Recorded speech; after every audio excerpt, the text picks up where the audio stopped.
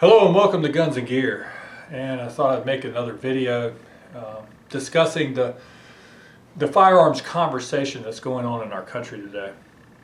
And I've already made a few videos, and I really don't want to try to repeat or anything, things that I've already discussed.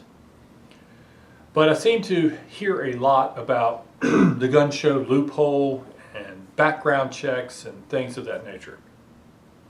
As a matter of fact, people who have an opposing view of mine actually are suggesting that 70, 80, 90% of gun owners agree with some type of legislation along these lines. Well, I've never considered myself a radical in the Department of Politics. But if that's true, if those figures are true, then I guess I am.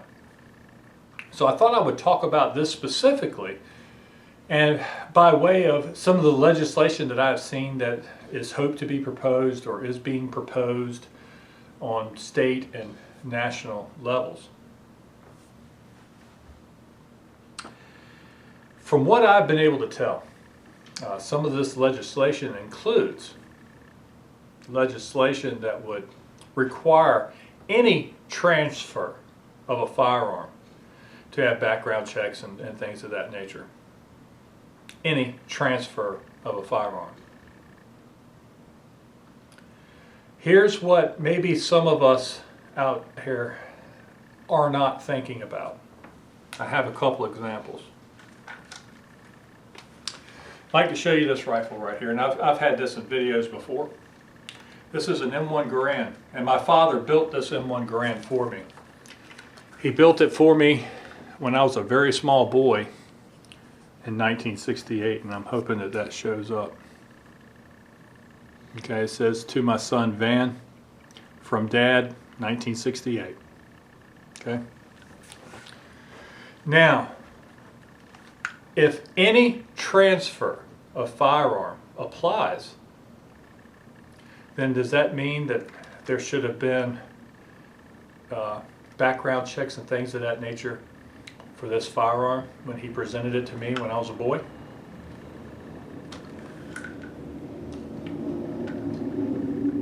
See, I don't think,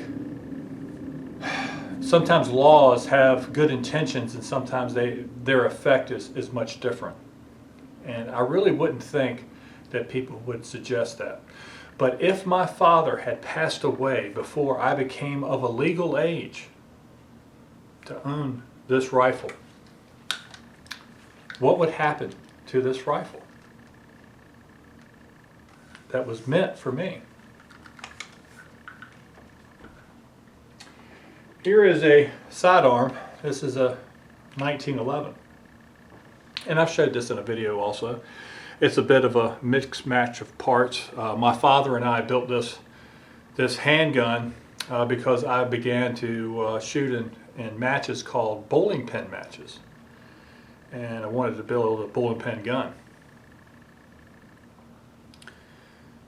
Now, I was a senior in high school when we finished up this gun.